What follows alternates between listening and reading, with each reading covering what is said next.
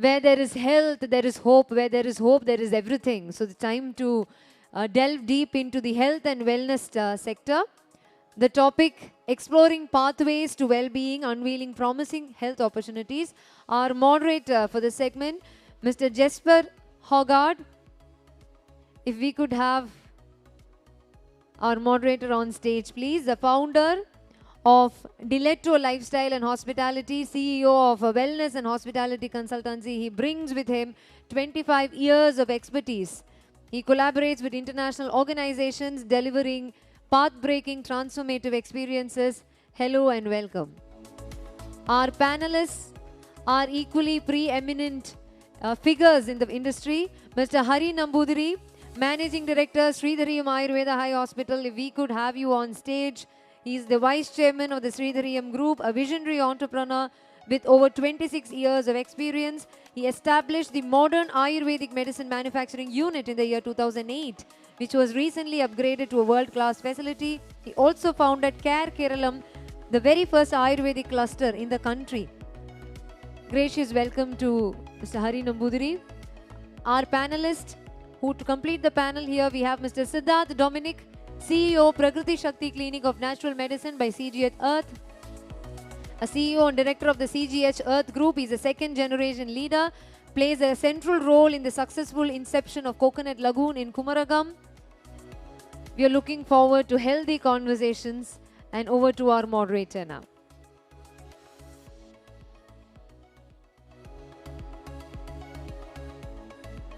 Also joining the discussion is Mr. Ashley Tomy. If we could have you on stage, sir. MD, Managing Director, Wohlphysio International, Physiotherapy. From different medical streams, we have our members who are ready to take the floor. Over to the moderator.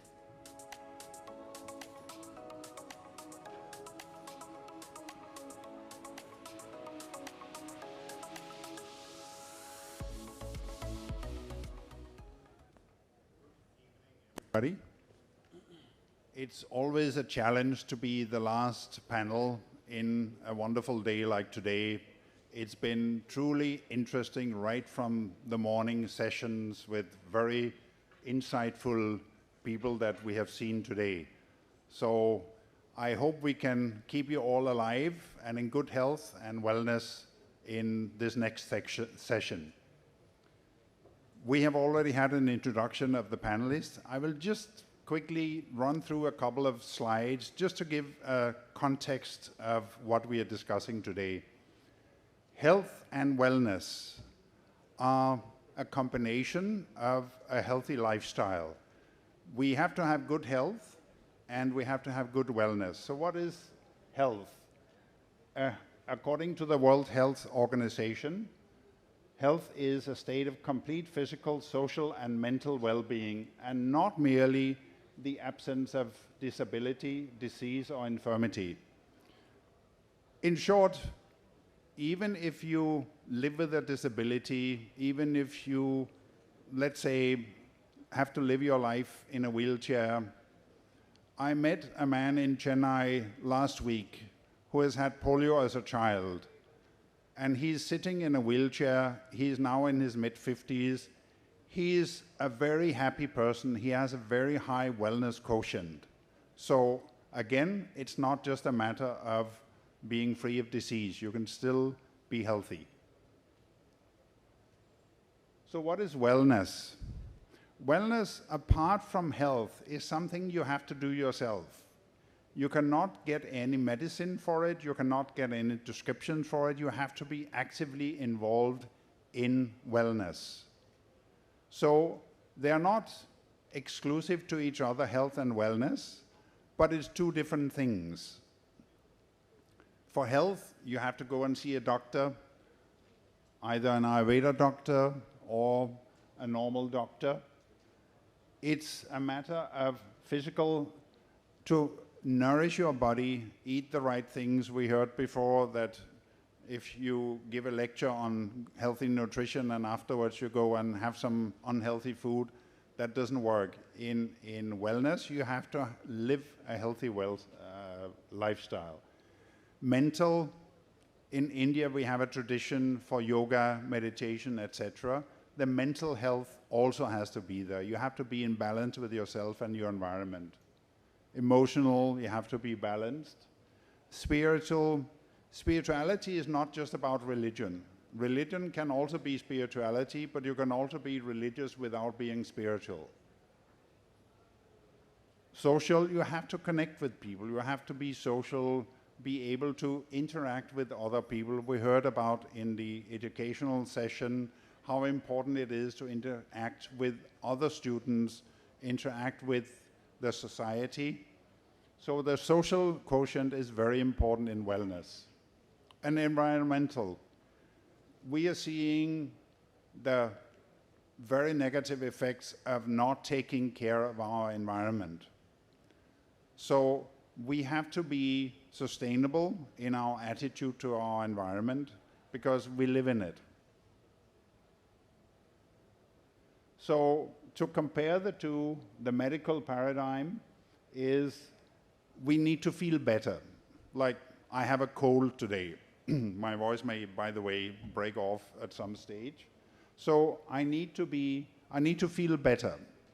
But in the wellness, I not only have to feel better, I have to thrive. So you could say the medical paradigm is to cure, to get rid of a problem. Whereas in wellness, you have to continuously improve and have a great life. And again, it's the individual responsibility. You cannot go to a doctor and say, make me feel better. In wellness, you have to do it yourself. It's an active process. Now, this August gathering is all about entrepreneurs and business opportunities. So I'm taking the Global Wellness Institute, which has every year does a survey of what is the market for wellness. How big is it? And it's all very big numbers. It's in billions. It's $5.6 trillion market in the wellness. Now, whether that number is accurate or not is not really important. What is important is that the market grows. From 20 to 22, it has grown by 12% compounded annual growth, which is quite impressive for a market. Of course, we've had the COVID, which has meant that people are much more focused on wellness and feeling good than they were before the COVID, because we've seen what happens if we don't have a good wellness, if we don't have a good lifestyle. We had all the negative effects of COVID. Those who had a high wellness quotient probably got through the COVID better than those who had the opposite of a good wellness quotient. But this is more to show you entrepreneurs, where is the big opportunity in the wellness? And we can see healthy eating, nutrition, and weight loss is a big scorer. We have personal care and beauty, wellness tourism. Public health prevention is another very big one. And of course, it differs from country to country, whether it's a country, their government who takes care of that sector, or it's the private enterprises. An interesting one is the wellness real estate. We have seen, especially in Europe and the US, that a lot of buildings are now focusing on wellness aspects. Like you look at what kind of materials are you using. Is it something like asbestos many years ago was prohibited in any form of building because they found out that it was very bad for your health. A lot of things like natural ventilation, the correct lighting, etc., is in the wellness real estate to develop better living than what we see in the traditional concrete structures that we see, but also in urban development. Like Delhi, for instance, has a constant problem with very high particles in the air. And of course, it's easy to blame the neighbors for burning stubble on the fields, etc. But it all comes down to an overfilling with private vehicles in the city and a lot of polluting industries, etc. So this is part of the wellness real estate. And of course, traditional and complementary medicine, which is something where Kerala has really excelled, not just on India scale, but on global scale. And we have here on the panel a couple of exponents for that particular sector, which they have cornered very successfully. So with this introduction, we will go on to a little presentation of each one of us, what kind of business we're doing, and later we will go on to see what are the opportunities for entrepreneurs in this field.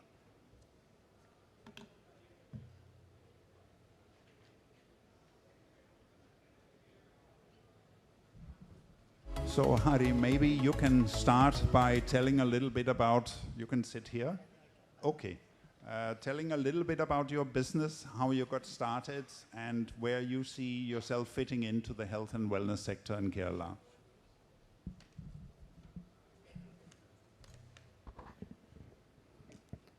Thank you, my dear best ladies in TiE and my colleagues.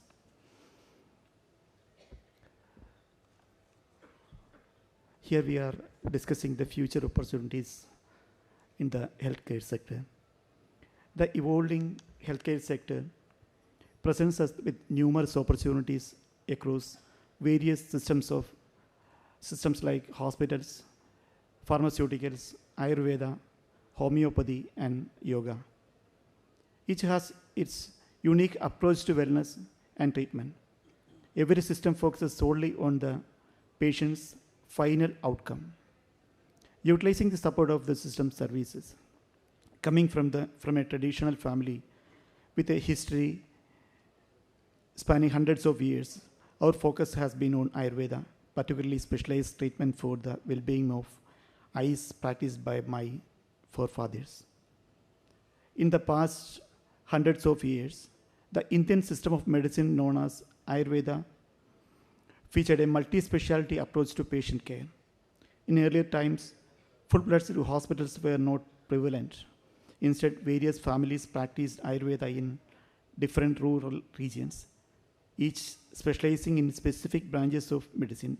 In every village, there were practitioners specializing in specific areas such as Marma, orthopedic, Prasudi, Balachikitsa, etc. There were specialists in Balachikitsa, pediatrics, and I was born and raised in a family that traditionally specialized in ophthalmology. Many people wonder how Sreedhareeyam has become a globally recognized Ayurvedic hospital solely focusing on eye care. For this, I have only a simple answer. We merged with technology at the right time. The world is evolving with the technology advancing rapidly, and we are adapting our traditional practices accordingly.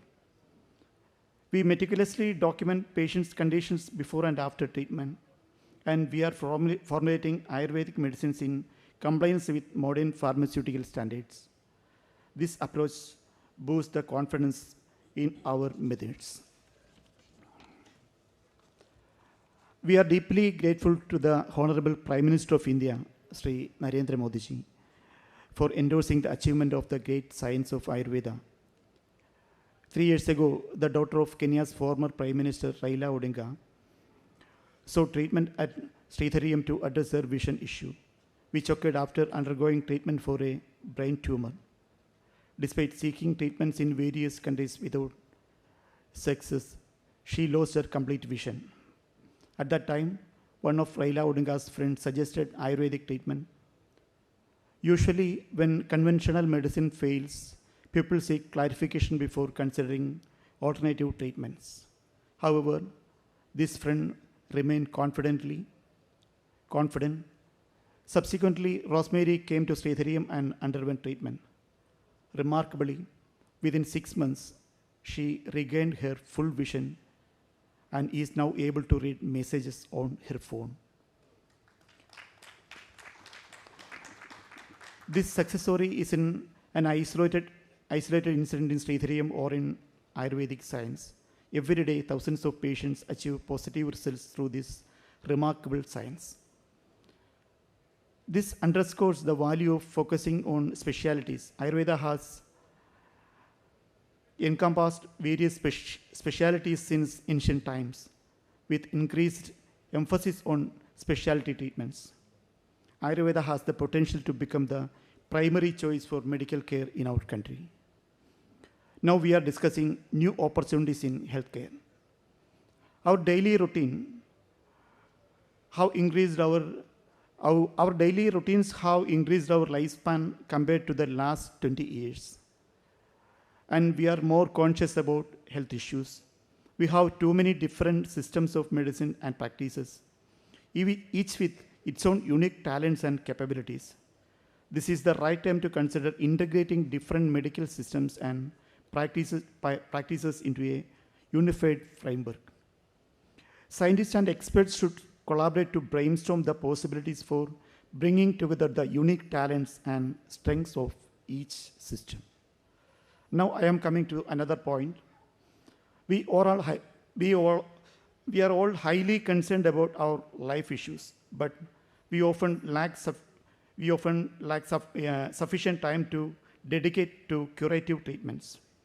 Curative treatments are steadily losing our trust. Nowadays, most people opt for routine checkups to assess their health and feel happy that they are fine.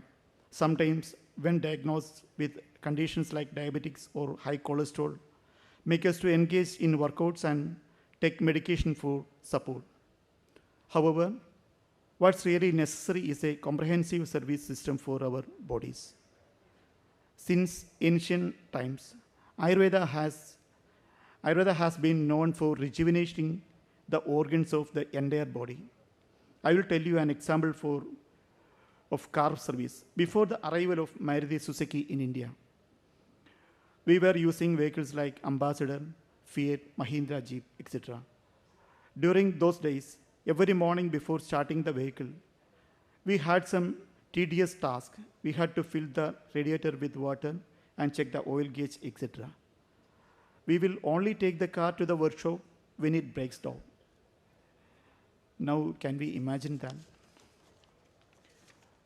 Now, our car has a proper servicing system in place. They will thoroughly check the measurements of every component of the vehicle and repair or replace them when necessary or when they reach specific mileage.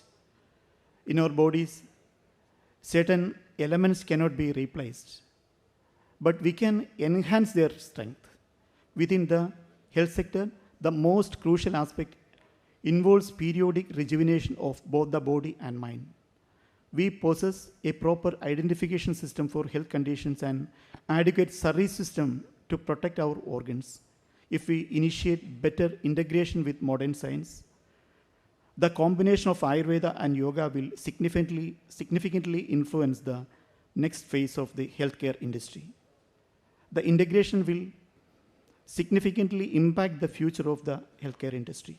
Thank you all for giving me this opportunity. Thank you very much. Thank you, Hari. Very impressive. Sidarth, can you give us a little background of you are into Ayurveda, but at a slightly different level. And what were the struggles as an entrepreneur to get this off the ground, and where do you see yourself today? I'm not understanding. Yeah, thank you, Jesper. My name is Sidarth Dominic. I am the CEO for CGH Earth Wellness. CGH Earth Wellness is a vertical we had which we formed at CGH Earth when we realized the potential that holistic wellness had as a segment. We were in the business of hospitality, especially in the business of leisure, holiday, travel, and all of that world. It was somewhere in that journey that we kind of identified the possibilities and the potential that wellness had. I would like to just walk you through that journey, which would help kind of build the story. Today, CGH Earth is 20 experiences, 4 of which are devoted to holistic wellness. It was, our journey began, I would say that though the company itself is 1954, my father began as a single hotel enterprise. It was 1988 when we had the opportunity to operate a hotel in Lakshadweep, the pristine island of Bangaram, where we learned about a different kind of travel experience that travelers really reveled in. So Lakshadweep taught us about the value of sustainability, environment sustainability, local ethos, and inclusivity of the community. These values got kind of ingrained into our DNA, so much so that every development that CGH Earth endeavored anywhere else, we made this very much part of who we were. And it was in that journey that, and we always believed that CGH Earth was not just about selling bed and food and accommodation. We were something more. We believed that we were selling experiences. And when we went and we were selling experiences that were local and connected to the land we operated in. So when we set up Coconut Lagoon, we were trying to identify experiences that really would, which were very local and which our visitors would really relish. We chanced upon why not include Ayurveda as an offering.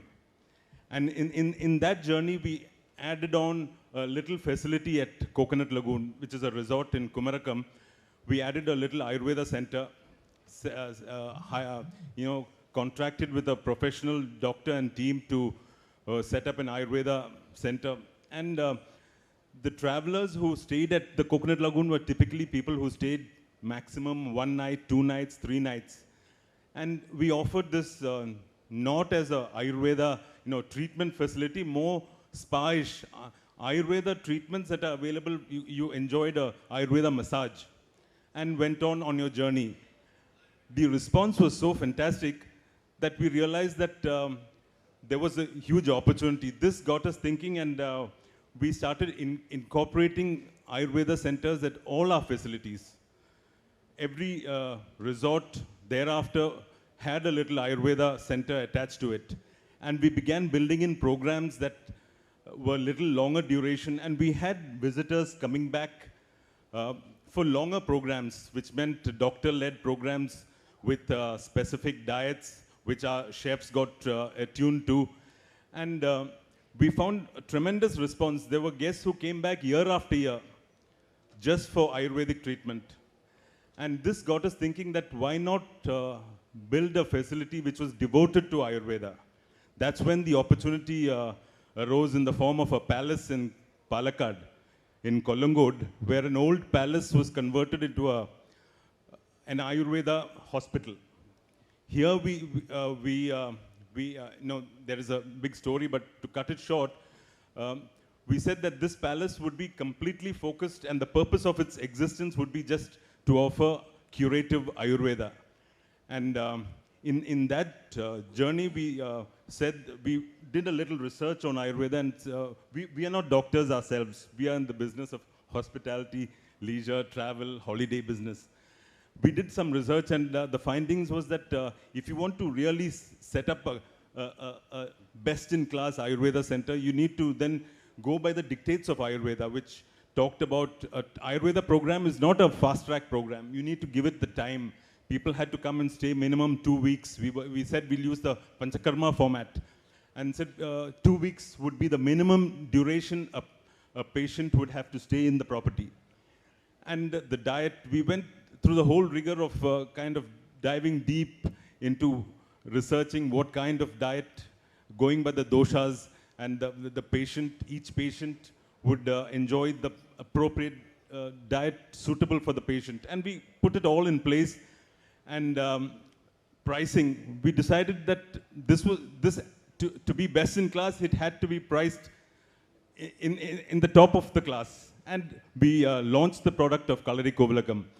It took a little time to get to become successful, but in a couple of years, I would say the response was rather overwhelming, which set us to set up a second Ayurveda center in Kollam, in a place called Paravur.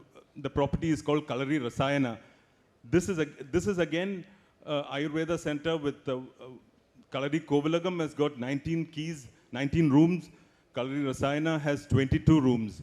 And both catering to a global audience. We believe a very, very demanding, discerning audience who kind of demand a very high standards in not only in the treatment, but also in all the services that we offer. So it has been a combination of highest class treatment with the best of hospitality. In this journey, we had also set up a resort in Gokaran. The property is called Swaswara, where we wanted to set up something different from the Goa, the neighboring state of Goa, where on offer was mostly the beach, and the food and all of that. We wanted to be something different. Gokarna offered a very, an ancient town, a temple town, where it had something very unique about it, a Konkan way of life. So here we said that yoga would be the primary pillar on which it operates. So at Swaswara, we used to run programs which included Ayurveda, yoga, naturopathy, and even the diet was different from what we offered elsewhere. The diet was a pescatarian diet. We said that all things healthy, hence a fish-based diet.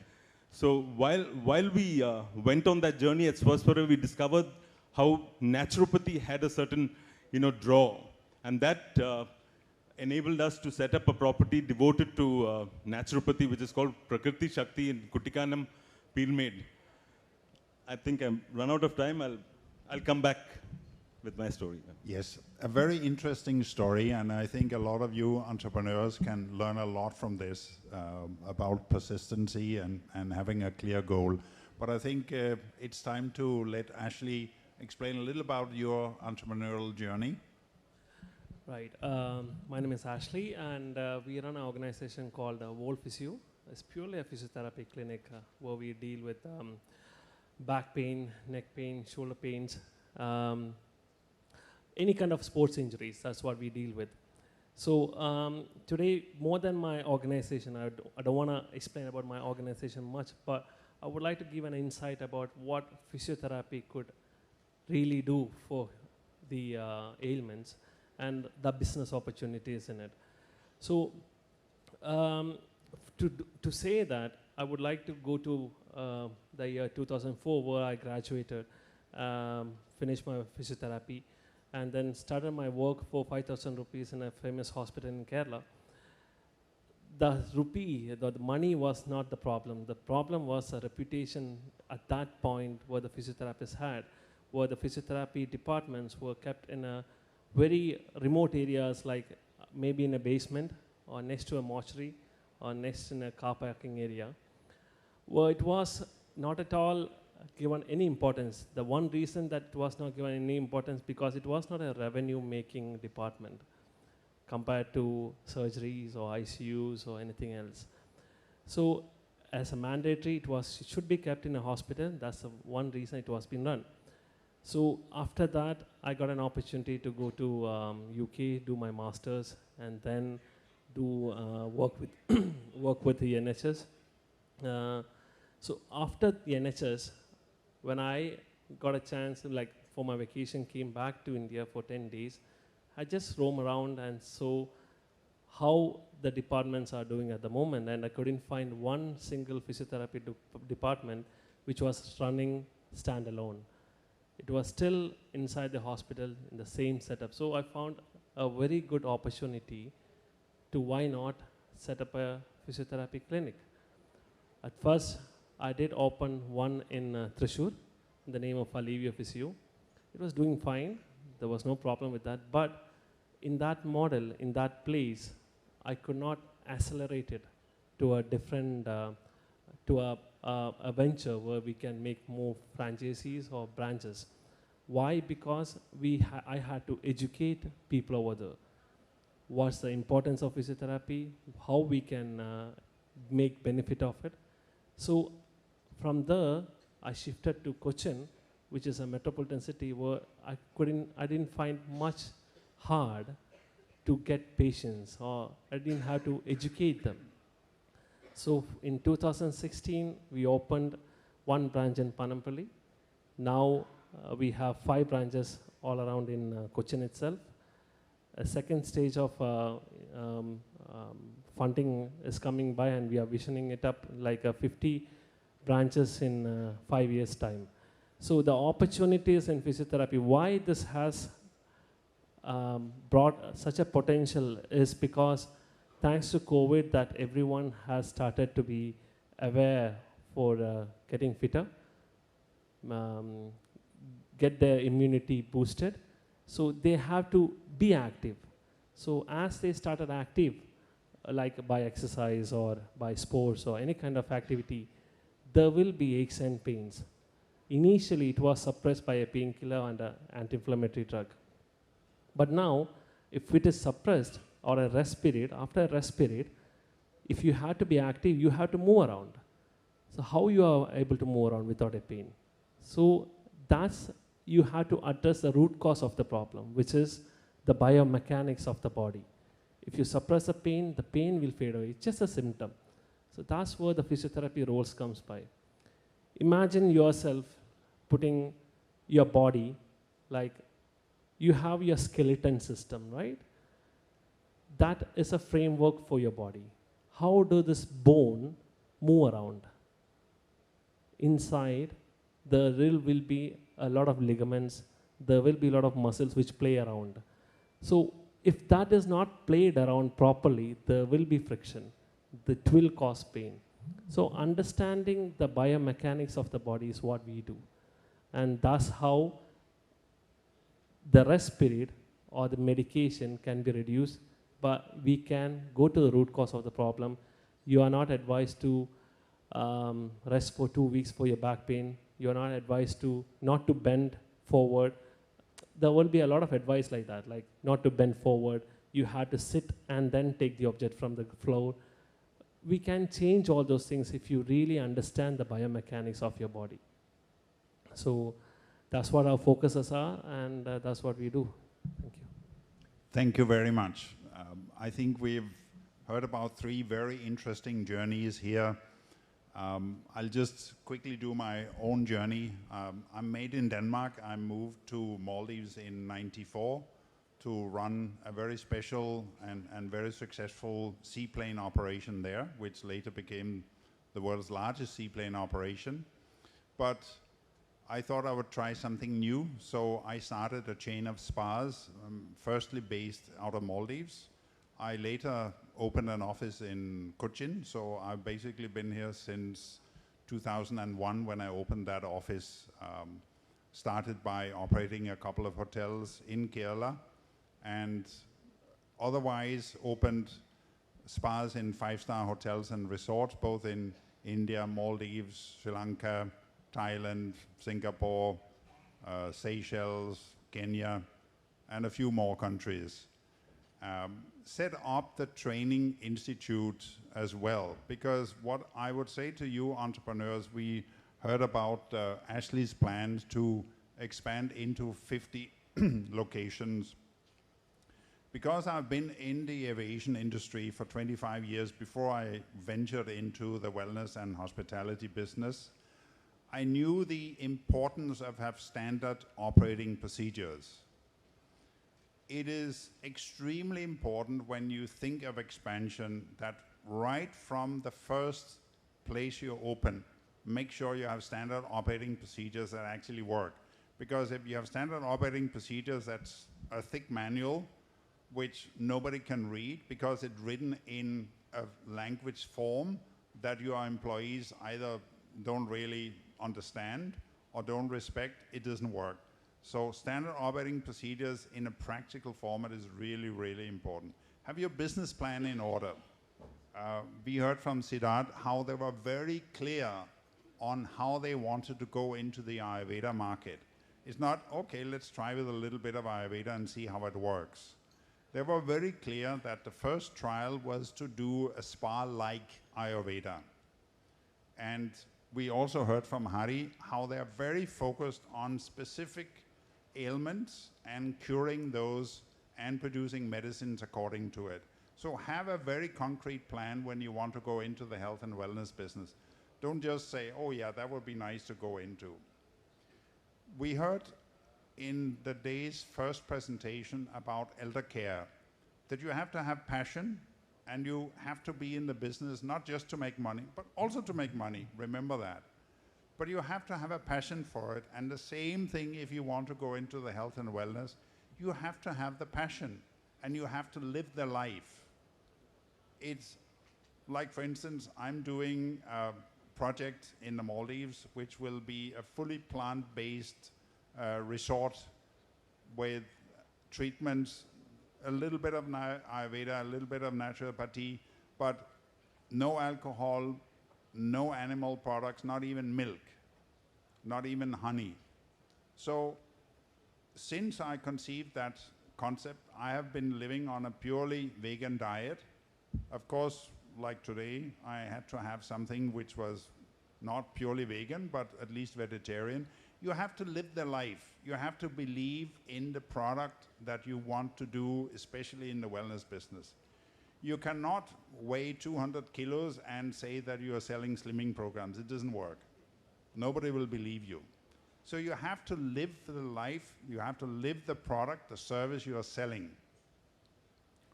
We also heard in some of the previous sessions that for Kerala, manufacturing is not really it. Yet, I believe that Kerala has a lot of tradition for healthy nutrition. There's a lot of scope for healthy nutrition. Let's take one example, millet. Millet is much healthier. It uses only 1/10 of the water as growing rice, and it's cheap, easily available, can grow on non-fertile soil, on dry soil, etc., etc. That's one way of doing it. We heard in the agricultural session how to improve the farming, and this is a great opportunity to go into wellness food. So lots of opportunities for entrepreneurs. For those who want to be more high-tech, you have, for instance, for mental health, like in the US, there's a website called betterhelp.com. It basically connects you with a therapist that will help you if you have problems in your relationship, if you have insecurity, if you can't sleep at night, etc. Lots of opportunities in the tech business as well in the health and wellness. There's still apps being developed beyond Apple and Samsung, etc., for keeping your health better, following you through the day, what kind of food you're eating, what kind of exercises you're doing, etc., etc. So lots of opportunities in this business. But make sure you have a clear goal and strive for quality. One of the reasons why I didn't start with spas in India in the year 2001, but focused on hotel operation, was that I saw hundreds of Ayurveda clinics that basically just was doing it because, okay, you can make money on this, so we're doing it. There was no clear philosophy, there was no clear standard of what you wanted to achieve and what quality you wanted to maintain. Make sure today consumers are much more educated than they were before. And one of the good things that came out of the COVID situation is that people are much more aware of health issues. People will not be fooled today when it comes to their own health. They will research. We have Google, we have all sorts of sources where we can research for any product and any service that's available on the market. So be true. Make sure that you don't try to be smart. We have exactly 3 minutes left, so I'm afraid we'll have to cut a little short, but I would like to invite any questions to our esteemed panel here from the audience, please.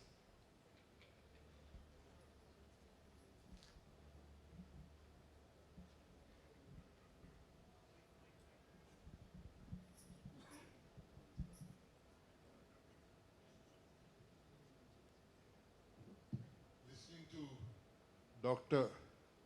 Hari's story, Sreedhareeyam Hospital, I think he's done far beyond modern medicine. He's the ancient medicine of Ayurveda and ophthalmology. Somebody is able to, did not succeed in regaining sight in all the other famous hospitals. They came to Sreedhareeyam and regained sight. This, I think, is a spectacular asset which is owned by Kerala or India. And to take that forward, and I don't know whether there's any system of medicine as modern, as superior as Ayurveda.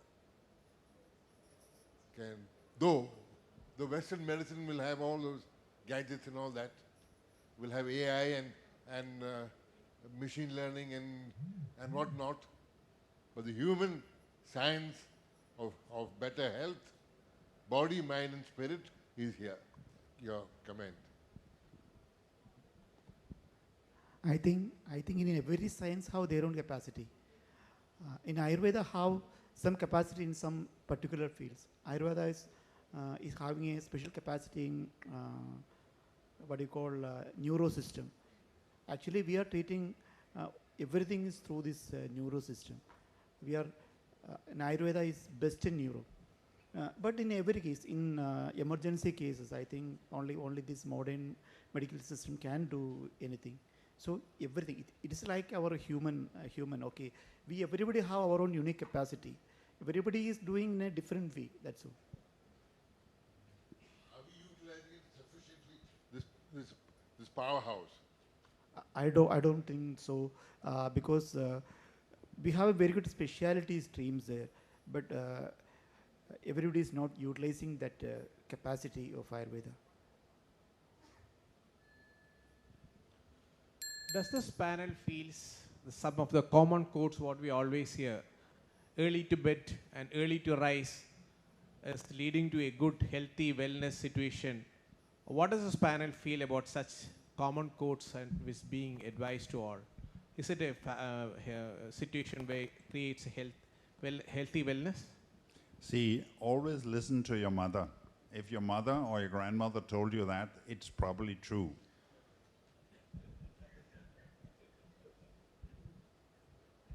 But see, there are also a lot of misconceptions about health and wellness. I read in the American Journal of Medicine, I think it was in May 1981. They had done a study of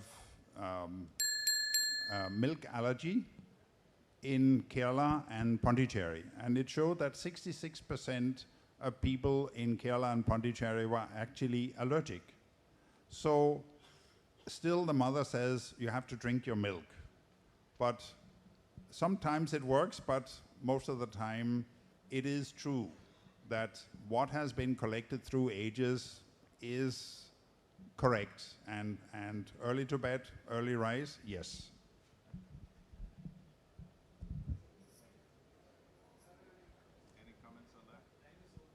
Just one comment is that since this conference is about opportunities, I think we must really think about India as a population and Kerala in particular. We have statistics that are really, not the best, not good news as far as diabetes, or if you're talking about heart disease, cancer, and all of these is rampant. And I think I'm just talking about the opportunity this kind of presents for entrepreneurs in the sense of holistic wellness. It can be in food, it can be in gyms, it can be physio, whatever. I think there is a huge opportunity which we can tap. I would conclude with that. Yeah, I think we better preserve our wellness and end this session. Thank you very much. to my co-panelists. Thank you.